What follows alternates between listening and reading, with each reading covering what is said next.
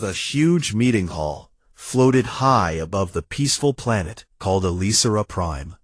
Its walls shone like clear crystal and caught light from 1,000 distant stars. Delegates from many old races sat in their special seats. The tall Aelthar with skin like glass looked calm and perfect. The Vorath appeared as one big mind in a dark shell that hummed softly. The bright Silene floated as balls of soft glowing energy. All of them waited quietly while the High Arbiter spoke. High Arbiter Kael'vor stood on a raised platform in the center. His voice came clear and strong through every speaker in the room. He told them about the danger named Inferno 9. It was a neutron star that had broken free from its old path. Now it moved straight toward the home world of the Lirathan. In only 6 standard cycles, the star would pass very close. Its strong pull would tear the ground apart. Its fierce rays would boil the seas and burn the air. Billions of Lirathan would die with no place to hide. Lirathan delegate stepped forward. Her name was Alaravin, and she looked small and thin. Her skin shimmered pale blue like morning sky. She spoke with a soft voice that shook a little. She asked for help from everyone in the Great Council. She asked for big ships to carry her people away. She asked for strong shields to block the deadly light. She asked for machines to push the bad star off course just a bit. She said her people had no weapons and no strong ships. She said they had always lived in peace and asked nothing before. The room stayed quiet for a long moment. Then the Aelthar speaker rose slowly. He said his people had spent too much on wars at the borders. He said their mines and factories could not give more ships or fuel now. He sat down again, with no more words. Next, the Vorath mind spoke through one single voice from the shell. It gave cold numbers and said the chance to save the planet was only 4.7%. It called the plan a waste of time and machines. The hive would not send anything. The Silene lights pulsed once, then spoke together. They called the Lirathan too weak in body and mind. They said the cost was too high for such small creatures. They turned their glow away, as if the matter was finished. One after another, the other voices agreed. The trade group said their ships would break in the strong rays. The science union said the math showed failure. The old warrior races said they had no duty to weak strangers. In the end, almost every hand or light or claw voted no. The council decided to do nothing. They wrote the Lirathan fate as sad but normal in the big record book. Alaravin dropped to her knees on the smooth floor. Tears ran down her face, and her body shook hard. She made no loud cry, but the pain showed in every line of her form. Slowly the delegates stood and left the hall. Their steps echoed soft until only one group stayed. The humans had come with only one person at their table. Ambassador Reyes wore a plain, gray uniform with no bright marks. He looked straight at the High Arbiter and did not move. When the room became empty except for him and Alaravin, he spoke. He said his people would go. The few remaining aliens laughed loud and sharp. The sound bounced off crystal walls like breaking ice. They thought he made a joke or showed empty pride. They thought humans would leave soon like all the rest. They walked out still laughing at the foolish words. Reyes did not smile back. He turned to Alaravin and helped her stand gently. He told her to prepare her people, because help was coming. She looked at him with wide, wet eyes full of wonder. She asked why humans would risk so much when no law forced them. She asked what they hoped to gain from this danger. Reyes looked out through the clear wall at the black space beyond. He saw the tiny point of light that was Inferno 9, already growing brighter. He answered in a calm voice. He said humans did not need rules to know right from wrong. Wrong. He said his people had faced hard fires many times before. He said they would come because someone needed them. Alaravin stared at him for a long time. Then she bowed low and thanked him with words that broke in her throat. She left the hall to send messages home. Reyes stayed alone in the big empty room. Outside the crystal spire, small ships began to move. Human signals flashed fast across many star systems. Word spread through family talks and worker groups and ship bridges. The Larathan faced death alone, said the messages. Humans go to help, said the messages. No orders came from any high leader. No treaty pushed anyone forward. Yet ships turned their noses toward the danger. Freighters dumped their loads and hurried to new docks. Passenger ships pulled out soft chairs to make room for more bodies. Mining craft added thick plates against rays. Warships left patrol zones and joined the growing line. Big and small, every kind of human vessel answered the call. One day, thousands of ships moved. They came from near systems and far colonies alike. They flew without perfect lines or matching colors. Some hulls shone bright red, others dull gray or forest green. Some carried family names, painted big on the sides. Some showed old unit badges from past fights. All of them flew toward the same terrible star. The council watchers stared at their screens. They saw the strange swarm grow bigger every hour. They whispered that humans must be mad. They said the fleet would turn back when the first danger hit. They waited for the moment of fear to break the human will. But the ships did not slow. They jumped through space gates and appeared closer each time. They flew straight into the path of doom. Ilaravin stood on her station above Lirath Prime. She watched the first human ships arrive on her screens. Small scout craft landed first to bring supplies and doctors. Then bigger transports came, with open bays, ready for passengers. Chest, like warm light, after long night. Ambassador Reyes arrived on a strong ship named Endurance. He walked onto the station, and met her at the main gate. She asked him again why humans did this thing. She asked if they feared nothing at all. Reyes looked at the bright, angry star that filled half the sky now. He answered simple and true. He said fear was normal, but staying home was worse. He said his people knew how it felt to lose a home. He said no one should face fire alone. Ilaravin reached out and touched his hand lightly. She said her people would never forget this kindness. She said the name of humanity would live forever in Lirathan songs. Reyes nodded once, then turned to his officers. He gave quiet orders to start the hard work. The rescue had begun, and there was no time to waste. Far away, in the crystal spire, the council still watched. They saw human ships form a wide wall between the planet and the star. They saw small, brave craft fly into the worst rays. First, they began to understand something new. The council had turned away, but humans walked into the fire without a second thought.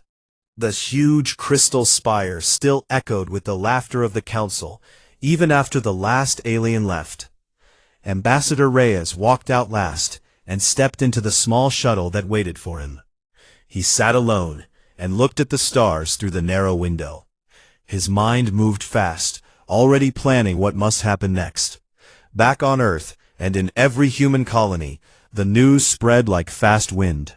Simple messages went out on every screen and every voice channel. The Larathan faced death from a killer star, said the words.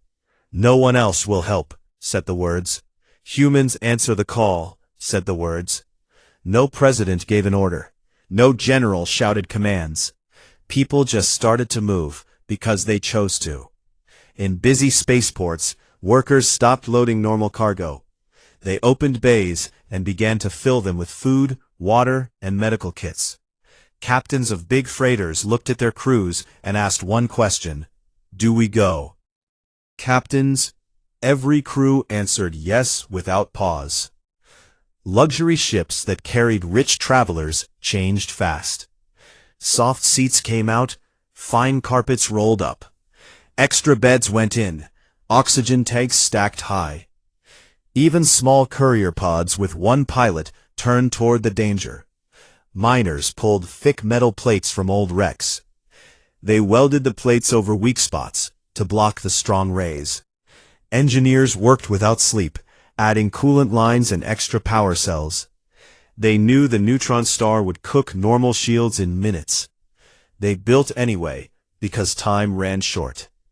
In naval bases, destroyers and cruisers received new courses.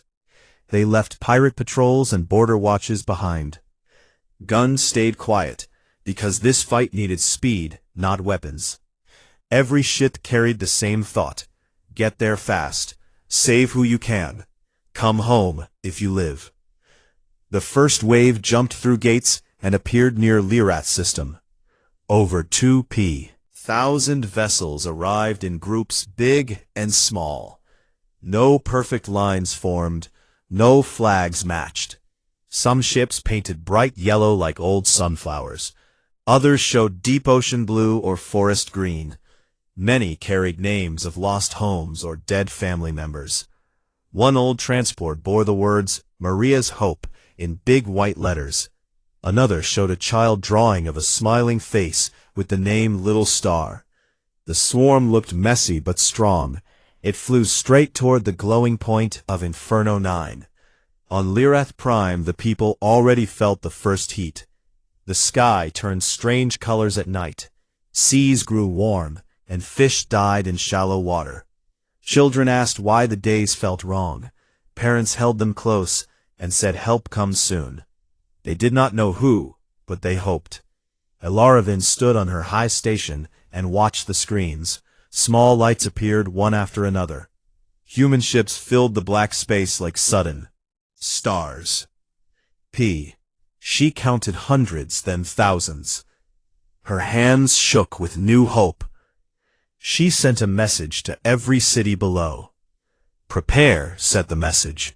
"Humans come," said the message. "Pack light and move to safe shelters," said the message. Crowds gathered at landing fields. Families held hands and looked up. Old ones sat quiet and remembered stories of kind strangers. Young ones ran and pointed at the growing lights in the sky. The first human craft touched down. Small scout ships landed soft on wide fields. Doors opened, and humans stepped out in simple suits. They carried boxes of clean water and quick food packs. Doctors checked sick children right away. Engineers asked where the weak spots were in the shields. They worked fast with tools from their belts. More ships came down every minute. Big transports opened wide bays. Lyrathan walked up ramps in long lines. Babies. Fathers held small hands tight. No one pushed, no one fought. They trusted the humans who came from nowhere. Ambassador Reyes landed on the main station. He walked straight to Elaravin. She met him at the gate with eyes full of tears again. She asked the same question once more. "Why do you do this?" asked Elaravin. "Your council said no," asked Elaravin. "You lose ships and lives for nothing," asked Elaravin. Reyes looked at her calm and steady. He answered in a low voice. "We do not see it as nothing," said Reyes. "Someone needs help, so we come," said Reyes. "We know the feeling of empty skies and no rescue," said Reyes. "Long ago our world burned too," said Reyes. "No one came for us then," said Reyes. "So we come now," said Reyes. Elaravin bowed deep, and could not speak for a moment. Then she led him to the big window that faced the star. Inferno 9 grew larger every hour. The eyes even through thick glass. Reyes watched it, without turning away. He spoke to his officers through a small radio. "Start the wall," said Reyes. "Form the line between the planet and the star," said Reyes. "Use every shield we have," said Reyes. "Make a path for the shuttles," said Reyes. The orders went out fast. Human ships moved into place. They formed a wide, curved shape, like a giant hand, held up to block fire. Big freighters took the front, because they had thick hulls.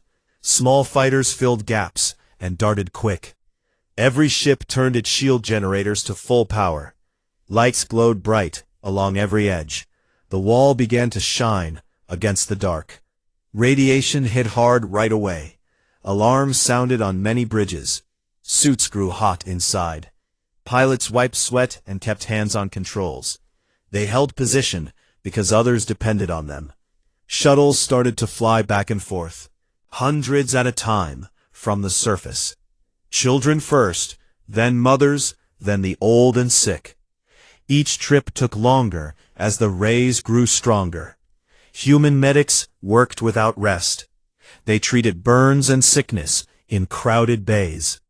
They smiled at scared Lyrathan faces and said, "It will be all right." The council watched from far away. Screens in the crystal spire showed the strange sight. A messy human fleet stood against a killer star. Ships glowed and shook, but did not run. The aliens whispered to each other. They said humans must fear nothing. They said this madness would end soon. They waited for the moment the wall would break. But the humans stayed. More ships arrived every hour. Some came alone, some in small groups.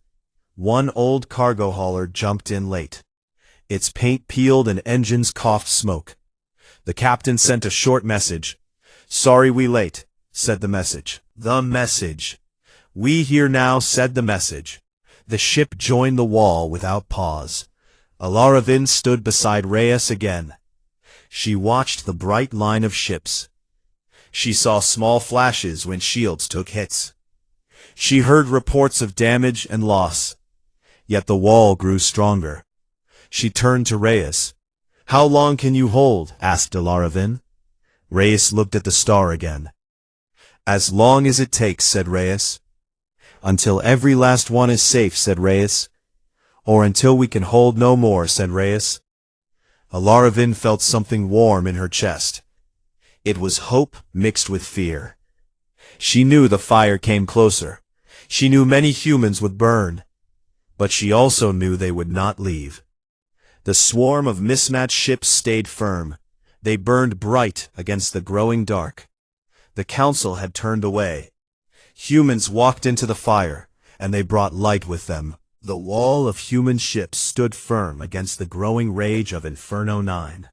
Every hour the neutron star pushed closer, and its power grew stronger. Radiation poured over the fleet like invisible fire. Shields glowed bright blue, then white, then started to flicker red. Alarms screamed on every bridge.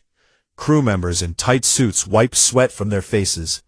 They kept hands on controls and eyes on screens. No one turned back. The big freighters at the front took the worst hits. Their thick hulls groaned under the strain. Metal plates bent and cracked in places. Engineers crawled through narrow tunnels to patch leaks. They used quick foam and spare parts from their own pockets. One ship, named Dawn Promise, lost its main coolant line. Plasma burst out and burned 3 nearby vessels. The captain sent a last message. "Hold the line," said the message. "We bought you time," said the message. Went dark and drifted away silent. Smaller craft darted in to fill the gap. Pilots flew close and shared shield power with neighbors. They linked systems so one strong generator helped the weak. It was messy work done fast with no time for plans. Medical bays on every ship filled up quick. Lyrathan refugees lay on stretchers side by side with hurt humans. Doctors and nurses moved without rest. They gave shots for radiation sickness. They wrapped burns with cool gel. They held hands of scared children and spoke soft words. One young medic named Sarah worked on a Lyrathan girl. The child shook and cried from pain. Sarah smiled and said, "You are safe now, little one." "We will not let the fire touch you," said Sarah. The girl looked up with wide eyes and nodded slow. Shuttles kept flying down to the surface. They landed in hot cities where ground cracked open. Ash fell like gray snow. Ramps with small bags. Fathers carried old mothers on their backs. Sisters held brothers tight. Humans stood at the doors and helped each one inside. They counted heads and closed bays when full, then flew up fast through the thick air. Each trip grew harder. Winds howled stronger. Heat made engines cough. Some shuttles never came back. They vanished in bright flashes when shields failed. Yet more came to take their place. Reyes stood on the bridge of endurance. He watched the main screen that showed the whole wall. Red dots marked lost ships. The number grew slow but steady. He spoke quiet to his first officer. "How many still on the ground?" asked Reyes. "Thousands," said the officer. "Main shelters hold out, but not for long," said the officer. Reyes nodded once. "Then open a fleet channel," said Reyes. "Every captain listen," said Reyes. "We tighten the wall," said Reyes. "Push closer to the star," said Reyes. "Give the shuttles a wider path," said Reyes. Voices answered from hundreds of ships. "Yes, sir," said some. "We copy," said others. "On our way," said many more. The mismatched fleet moved forward, slow. Big haulers groaned as engines burned hotter. Small pods zipped ahead to scout safe lanes. Gravitic shear tore at hulls like giant hands. One colony ship named New Horizon took a bad hit. A swarm of charged particles punched through 3 decks. Lights went out on half the ship. Screams came over the comms, for a moment. Then silence. The captain sent a short note. "Half my people gone," said the note. "We still shield," said the note. "Keep going," said the note. Reyes closed his eyes for 1 second, then opened them again. He turned to Alaravin, who stood near him. She had refused to leave for the safe zones. She watched the same screen with wet eyes. "Many have we lost?" asked Alaravin. "Too many," said Reyes. "But not enough to stop," said Reyes. She reached out and touched his arm light. "Your people burn for us," said Alaravin. Reyes looked at her calm.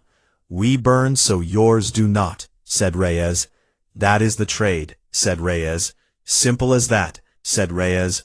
Far away in the crystal spire, the council sat quiet. Screens showed the human wall brighter than before. Flashes marked every failure. Yet the line held, and even moved closer. The Elthar speaker spoke first. "They should have fled by now," said the speaker. The Vorath mind hummed low. "Probability of total loss now 93%, said the mind. "Still they advance," said the mind. The Silene lights pulsed fast. "Illogical," said the lights. "Reckless," said the lights. "Yet effective," said the lights. No one laughed anymore. They watched in strange silence.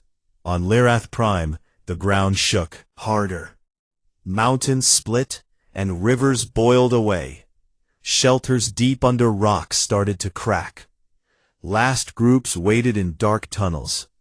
They sang old songs to stay calm. Above them, shuttles broke through smoke. Humans landed and ran inside with bright lights. They called out names and helped the weak. One old Lirathan man sat against a wall. He could not walk far. A human soldier knelt and lifted him gentle. "Come with me, grandfather," said the soldier. "We have a seat for you," said the soldier. The old man smiled weak. "Thank you, Firewalker," said the old man. The soldier carried him to the shuttle, then flew up into the storm. Back on Endurance, the alarms grew louder. Shield power dropped to 40%. Core heat rose fast. Engineers shouted from below decks. "We can hold 30 more minutes," said the chief. "Maybe less," said the chief. Rise looked at the planet below. Still glowed with life signs. "Not done yet," said Reyes. He opened the fleet channel again. "Everyone who can still move," said Reyes. "We make one more push," said Reyes. "Shuttles need clear space," said Reyes. "Give it to them," said Reyes. Affirmatives came back quick. Ships that could barely fly moved forward. They formed a tighter curve. Shields overlapped more. The glow became blinding. Radiation cooked outer layers. Paint bubbled and peeled. Inside, crews felt the heat through suits. They drank water fast and kept working. A small courier pod named Quick Sparrow lost engines. It drifted toward the star. The pilot sent a calm voice. "I did my part," said the pilot. "Tell my daughter I love her," said the pilot. Then the pod vanished in a bright spark. No one stopped. The shuttles flew faster now. They carried the last from deep shelters. Children clung to human legs. Ones whispered thanks. Mothers wept quiet with relief. The wall burned bright against the dark. It shook and cracked, but did not break yet. Ilaravin stood close to Reyes. She saw the cost in every red dot. She felt the weight of every lost life. Yet she saw hope in the glowing line. Humans walked into the fire, and the fire bent around them. For a little while longer, the fire from Inferno 9 reached its strongest point. The neutron star hung huge in the sky like a second angry sun. Its light burned through every shield and turned space itself hot. On Lyrith Prime, the ground split wide in long red lines. Volcanoes woke up and threw ash miles high. The air glowed with strange colors and smelled like burning metal. Last shelters, deep in the rock, started to fail. Walls cracked, and water poured in from broken pipes. People inside held each other close and waited. They knew the end came near unless help arrived fast. Above them, the human wall burned brightest of all. Shields flickered like dying stars. Many ships showed black scars where hulls melted away. Engines coughed and spit sparks. Yet the curved line stayed in place. It bent the deadly rays just enough to make a narrow path. Shuttles flew through that path over and over. They carried the final groups from the broken world. Children sat quiet with big eyes. Old ones whispered prayers. Mothers sang soft songs to keep calm. Humans at the shuttle doors lifted them in gentle. They spoke kind words even when voices shook from fear. One shuttle named Last Hope landed in a city half gone. Buildings fell around it like slow rain. A human pilot named Marcus jumped out with a light. He ran into smoke, calling for anyone left. He found a family trapped under fallen stone. A father held his wife and two small sons. They could not move. Marcus worked fast with a tool from his belt. He lifted the heavy piece just enough. "Go now," said Marcus. "Run to the ship," said Marcus. The father carried one child. The mother carried the other. They reached the ramp and looked back. "Thank you," said the father. Marcus smiled tired. "Just get on board," said Marcus. The shuttle lifted away as more ground fell behind. Back on Endurance, the bridge lights flashed red. Every alarm sounded at once. Heat filled the air, even with coolers running full. Crew members wore full suits now. Sweat ran inside helmets. Reyes stood at the main console. He watched the planets spin below. Life signs still blinked in many spots. "Not all out yet," said Reyes. He turned to the chief engineer. "How long?" asked Reyes. 20 minutes, said the chief. "Core breach after that," said the chief. "We lose everything," said the chief. Reyes nodded slow. "Then we use every second," said Reyes. He opened the fleet channel one more time. Static filled the speakers first. Then voices answered from ships still alive. "This is Reyes," said Reyes. "Listen close," said Reyes. "Surface cities still have people trapped," said Reyes. "Shelters failing fast," said Reyes. "Anyone who can still fly," said Reyes. "We make one last run," said Reyes. "We go down and get them," said Reyes. "Or we do not come back," said Reyes. The answer came quick and strong. Hundreds of voices spoke at once. "Copy that," said many. "Going in," said others. "For the Lyrathan," said some. "For us all," said more. No one asked why. No one said wait. The remnant fleet moved forward again. Less than half the ships still had power. Big haulers limped with one engine. Small pods flew on fumes. They dove through the collapsing path. Heat tore at them like claws. Shields popped one after another. Ships flashed bright, then went dark. Yet the ones that lived kept going. They flew low over cracked lands. They landed in ruined fields and broken streets. Humans ran out with lights and stretchers. They searched dark tunnels and fallen homes. They called out names and listened for answers. One group found a school shelter. Young students. The roof sagged low. A human medic named Lena crawled inside. She spoke soft to the scared faces. "Come with me," said Lena. "We have ships waiting," said Lena.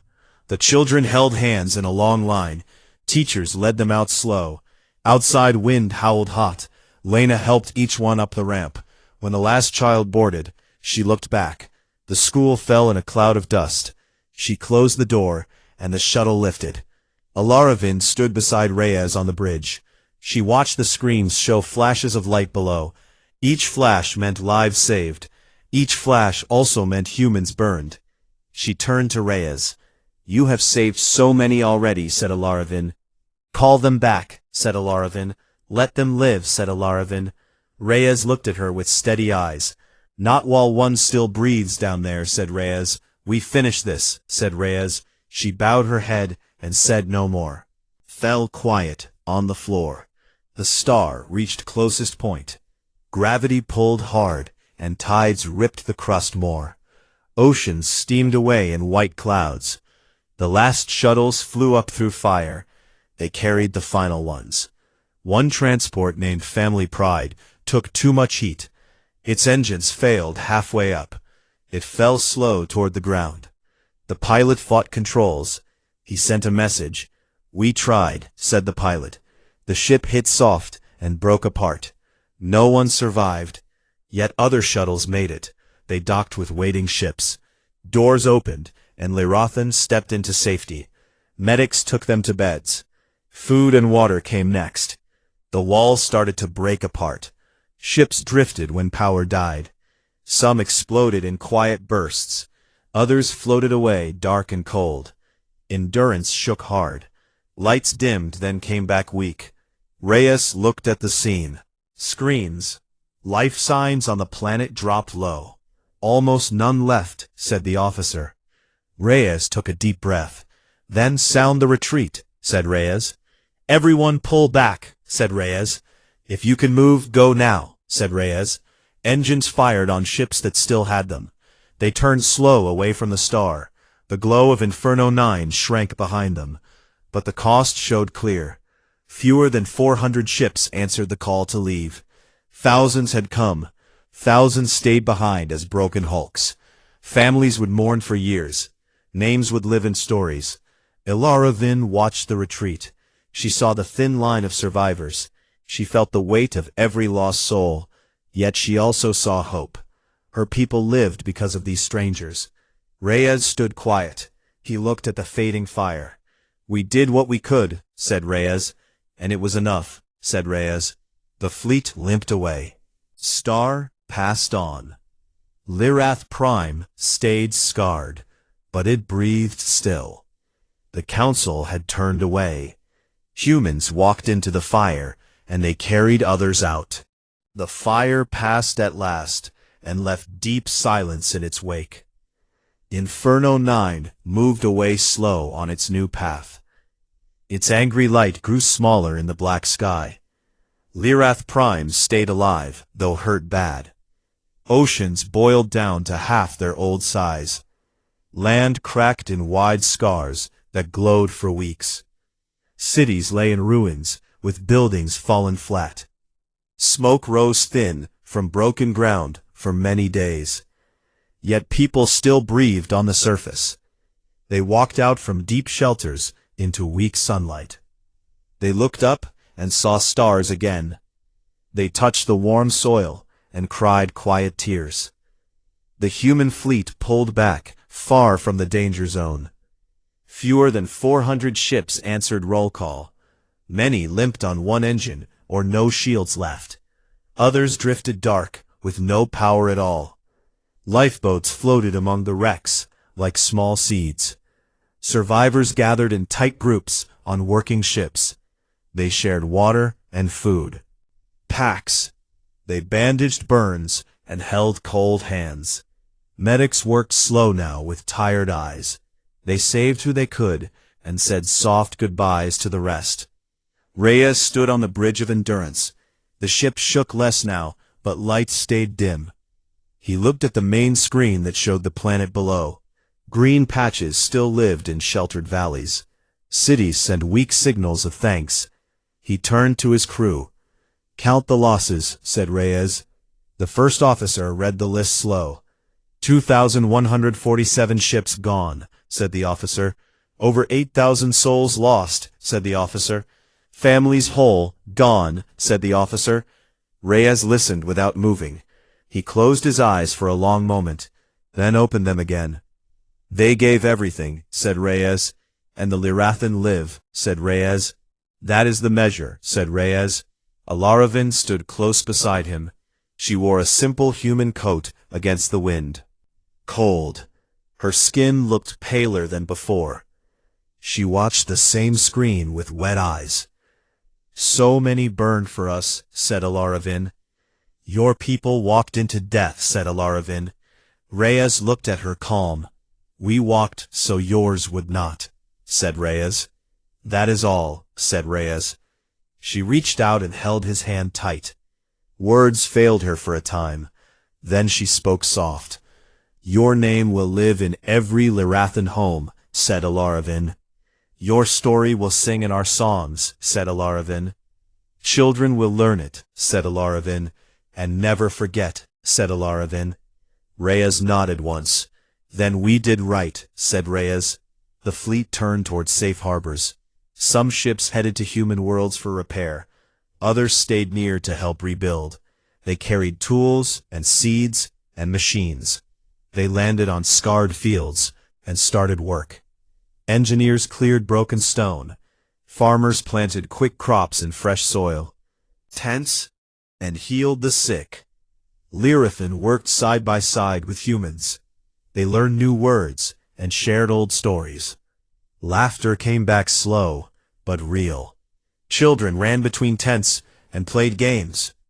One small Lirathan boy found a human toy ship. He held it high and made engine sounds. A human pilot smiled and showed him how to fly it right. The boy laughed loud, for the first time in weeks. Far away, the crystal spire held another meeting. The council sat quiet this time. Screens showed the healing world below. They saw human ships unload supplies. They saw Lirathan faces smile again. The Althar speaker rose first. We turned away, said the speaker. They did not, said the speaker. The Vorath mind hummed low. Our math failed, said the mind. Their will did not, said the mind. The Silene lights glowed soft. We judged wrong, said the lights. They judged right, said the lights. Argued. No one laughed. They watched in silence. Then one by one they sent offers. Aelthar sent terraforming machines. Vorath sent repair swarms. Silene sent energy cores. Trade guilds sent food and cloth. No speeches came with the gifts. No apologies rang out. But the help flowed steady. Lirath Prime began to mend. New cities rose from old ash. Trees grew tall again. Rivers filled slow with clean water. Years passed quiet and strong. One day a monument stood on a high hill. It overlooked the healed sea that sparkled blue. The monument held one old human dropship. Half of it melted from fire long ago. It rested on a simple stone base, words carved deep into the metal. They came when no one else would, said the words. They burned so we might live, said the words. Lirathan children visited often. They touched the rough hull gentle. They read the words out. Loud. They asked elders to tell the tale again. They spoke of the wall of mismatched ships. They spoke of humans who flew into death. They spoke of Ambassador Reyes and his steady voice. They spoke of every name lost in the fire. The story grew into legend. It spread to other worlds. When any race faced doom, when councils turned cold eyes away, whispers began in dark halls. If the galaxy says no, said the whispers, humans will say yes, said the whispers, and they will walk into the fire, said the whispers. Old jokes about reckless humans changed. They became words of respect. They became hope. One night on a rebuilt Lirath city, Alaravin stood on a balcony. She looked at stars that shone clear. She thought of Reyes who lived far away now. She thought of lost ships and brave faces. She smiled soft into the dark. Thank you, firewalkers, said Alaravin. Because you burned, said Alaravin. "And we will remember," said Alaravin. "Forever," said Alaravin. Across the wide galaxy, when danger came again, when fear filled every heart, one truth held firm. The council might turn away, but humans would walk into the fire, and they would bring everyone else with them.